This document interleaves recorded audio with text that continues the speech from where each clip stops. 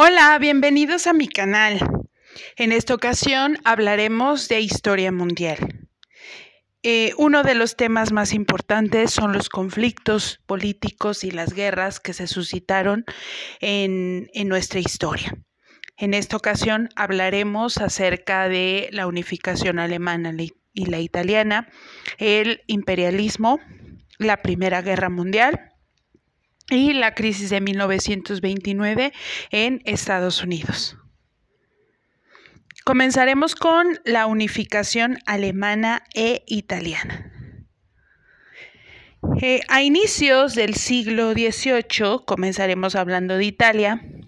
Italia seguía sin lograr conformar una unidad nacional. Austria y Francia vamos a ver que van a ejercer un predominio geográfico y político que va a ser muy adverso a las aspiraciones de unidad que tenía Italia.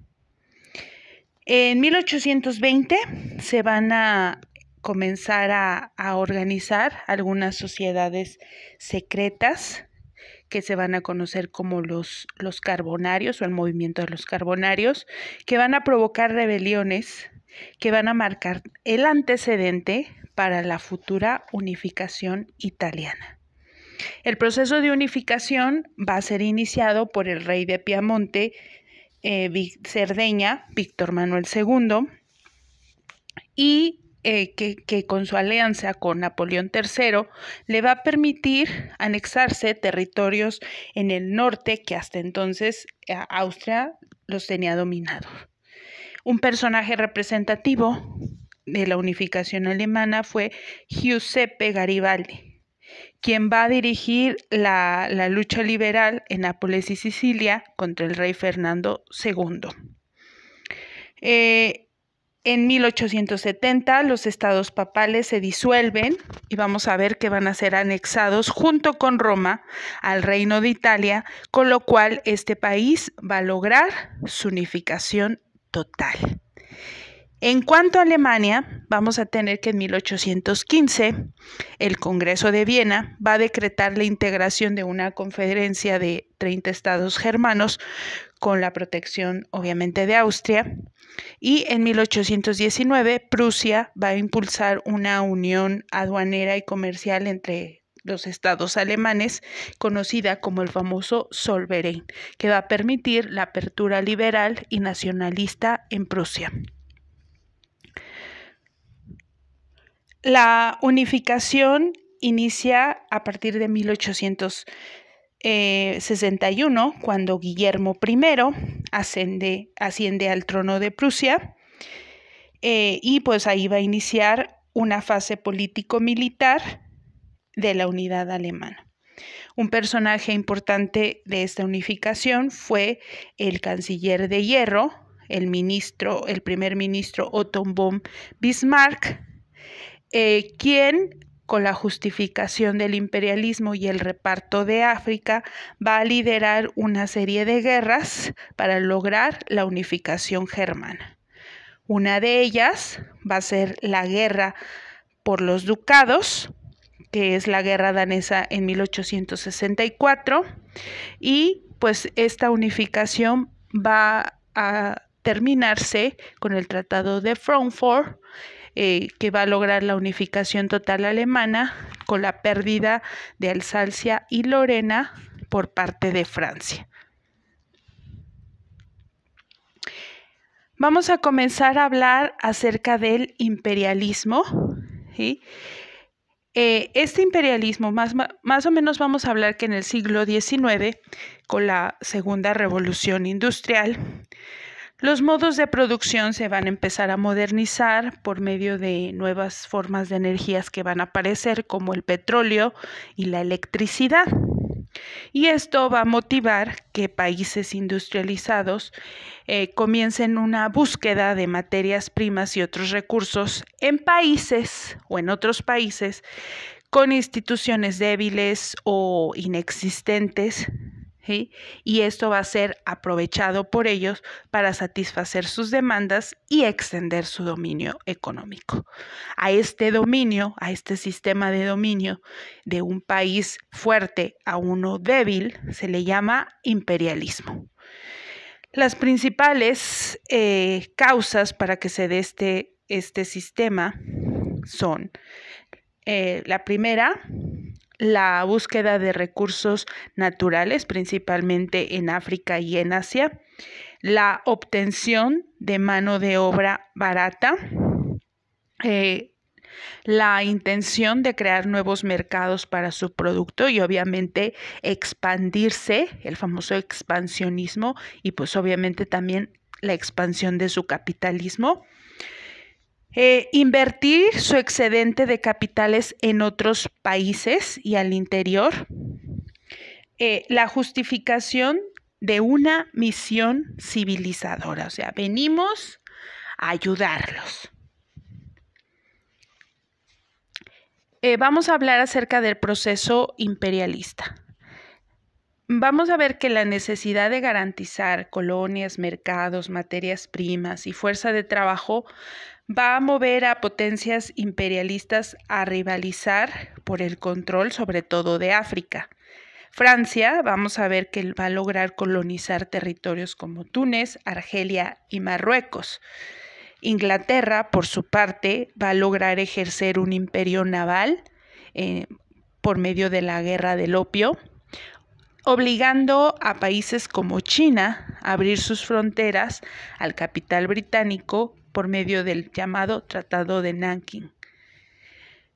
Otra potencia que también estaba desarrollando su capacidad industrial y su influencia geopolítica va a ser Estados Unidos, que desde su independencia y con su famosa doctrina Monroe, que decía América para los americanos, va a lograr ejercer su dominio colonialista sobre México, Panamá y Sudamérica, además de Alaska, Guam, Puerto Rico, Hawái y Filipinas.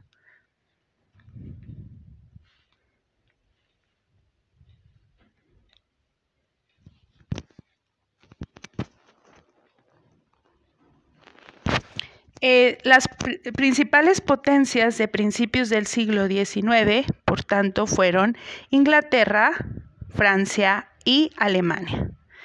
A finales del siglo XIX llegaron nuevas potencias que empezaron con los monopolios económicos o los famosos trust, como son Alemania, Estados Unidos y Japón.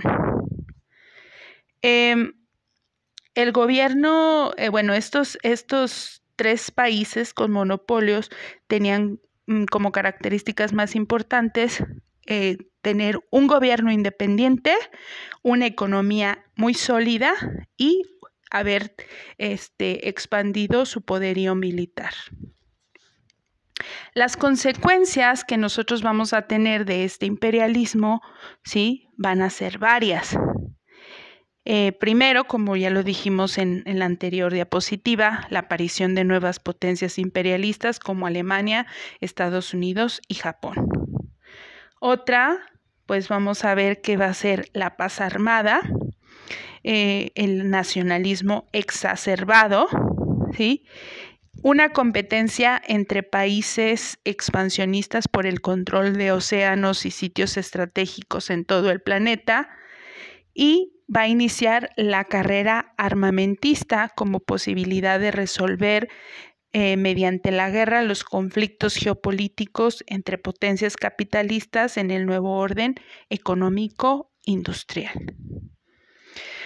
Ahora vamos a empezar a hablar de uno de los conflictos armados más importantes de la historia, que es la Primera Guerra Mundial. Comenzaríamos hablando acerca de sus antecedentes o causas. Una de los antecedentes o lo que ocasionó esta Primera Guerra Mundial fue el imperialismo, que como decíamos, pues era el dominio de un país fuerte en uno débil, entonces esto ya se empezó a hacer costumbre. La formación de bloques políticos militares, que vamos a ver más adelante cuáles eran esos dos, y vamos a ver también un acontecimiento muy importante que se va a dar, que es la tragedia de Sarajevo, que va a ser el asesinato del archiduque Francisco Fernando, heredero al trono de Austria-Hungría, en la región de la península de los Balcanes. De ahí va a surgir la famosa cuestión de los Balcanes o también lugar conocido como el polvorín de Europa, pues debido a sus conflictos étnicos políticos que va a tener ese lugar un contexto espacial idóneo, porque va a ser una zona de conflicto por su posición geográfica estratégica entre 3 continentes. También, pues ya habíamos dicho, la pérdida de Alsacia y Lorena por parte de Francia y pues el intento de Austria de suprimir el movimiento de las minorías nacionales. ¿Cómo se va a dar el desarrollo de esta guerra? Esta guerra se desarrolla en 4 etapas.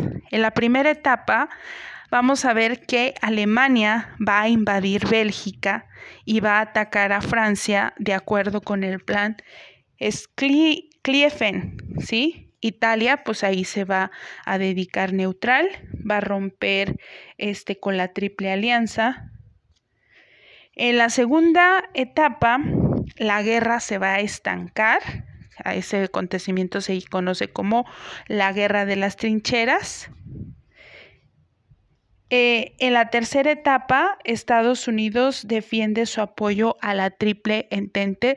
Recordemos que hubo 2 bloques, la Triple Alianza conformada por Italia, Austria, Hungría y Alemania, y la Triple Entente formada por Francia, Rusia e Inglaterra. Entonces, en esta tercera etapa, Estados Unidos apoya a la Triple Entente, ¿sí? Debido al hundimiento del navío Lusitania por parte de Alemania en 1915.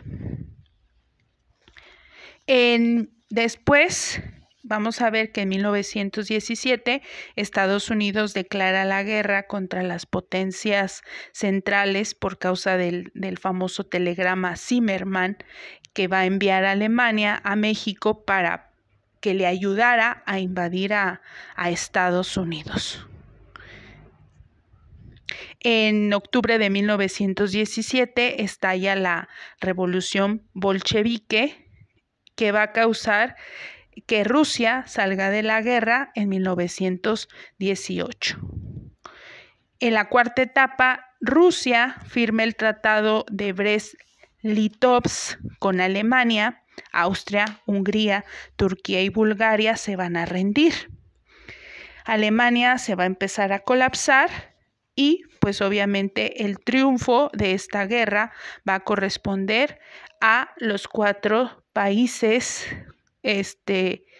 que van a ser Inglaterra, Francia por parte de la Triple Entente, Italia y Estados Unidos. Entre las consecuencias de la guerra vamos a ver varias. La primera, el famoso Tratado de Versalles, que estipulaba los acuerdos que las naciones vencedoras habían negociado previamente. Con se castigó severamente a las potencias centrales con pérdidas de territorios y con pagos de indemnizaciones. Otro, pues, es la creación de nuevas naciones europeas que van a nacer.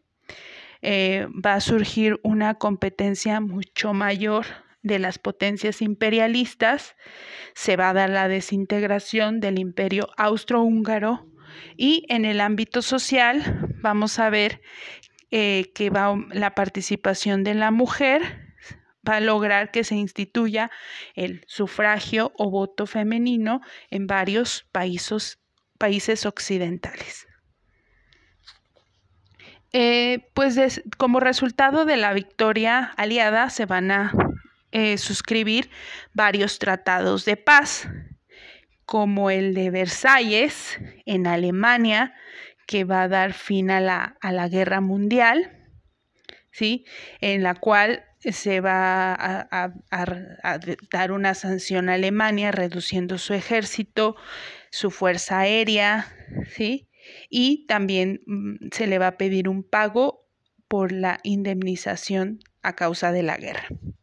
El otro es el de Saint-Germain, con Austria, en el cual se le prohíbe a todos los países cualquier alianza con Alemania. El Neuilly con Bulgaria, en donde se ordenaba el desarme y la reducción territorial de Bulgaria. El de Trianón con Hungría, que vamos a ver que se va a dar la reducción del territorio húngaro para el beneficio de Rumania.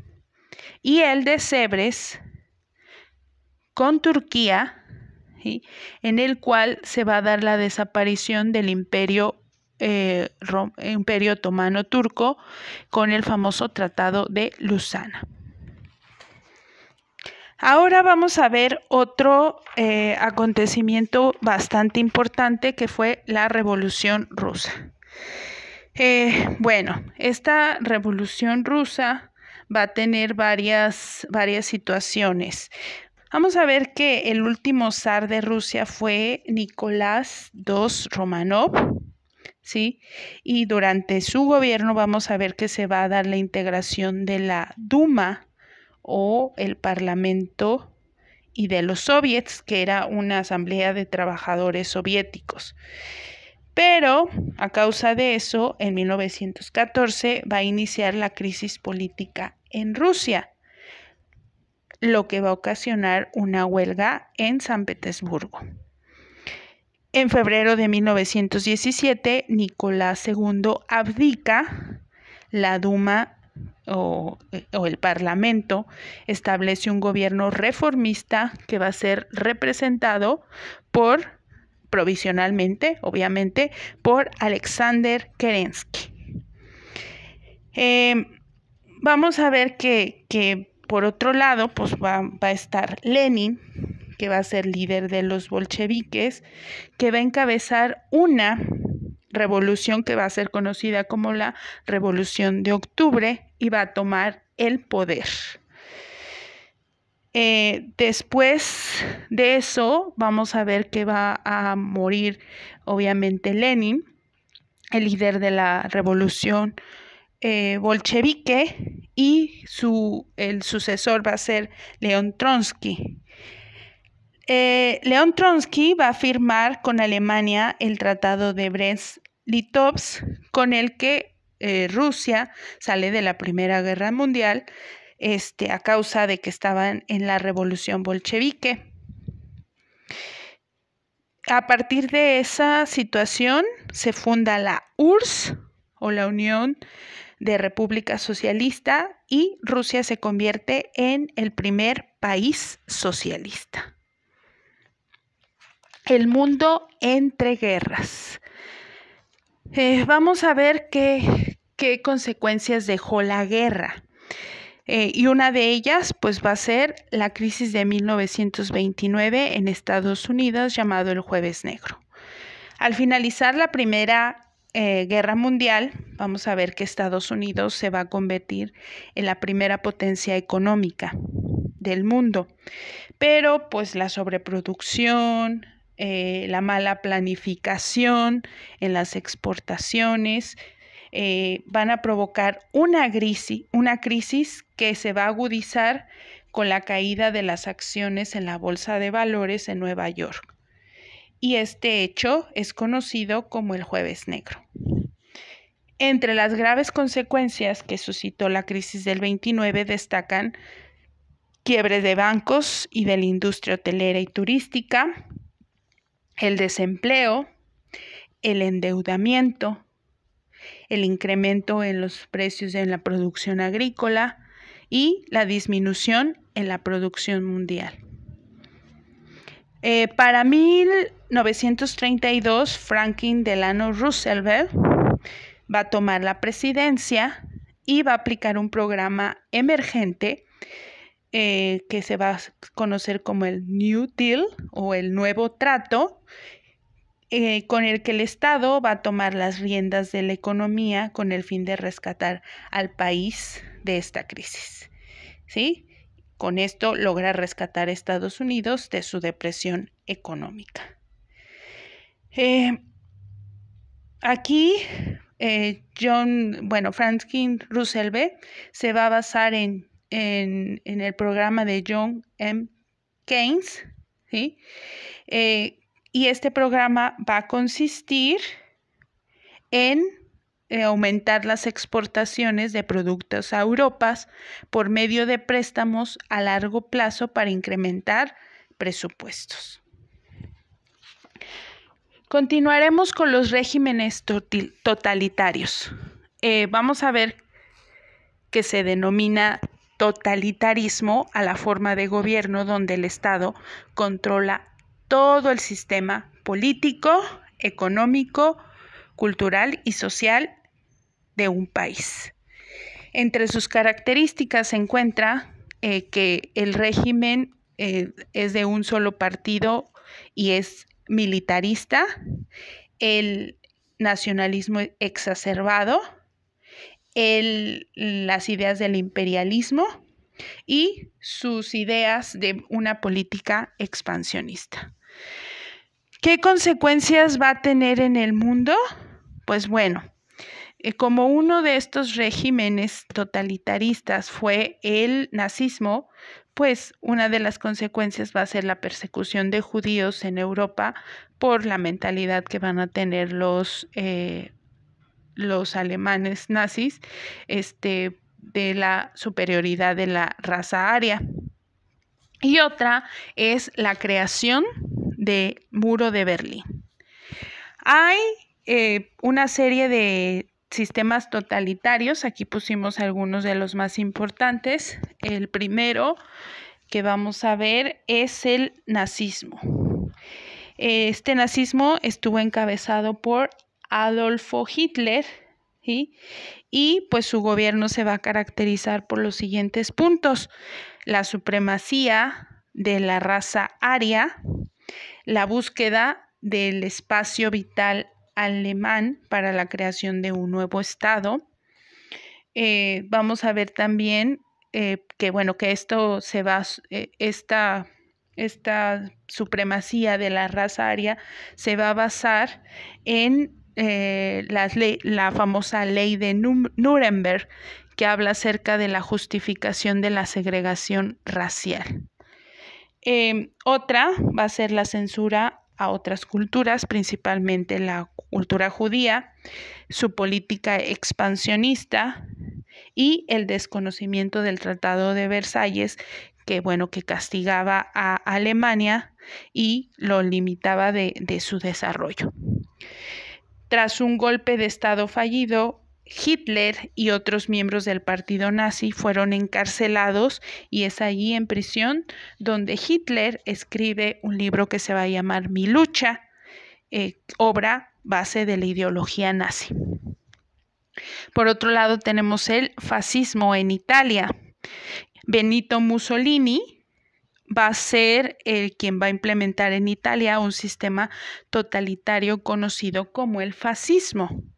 Y pues las principales características del sistema fascista son que tiene un sistema de partido único, el militarismo, el nacionalismo, el expansionismo y obviamente el imperialismo.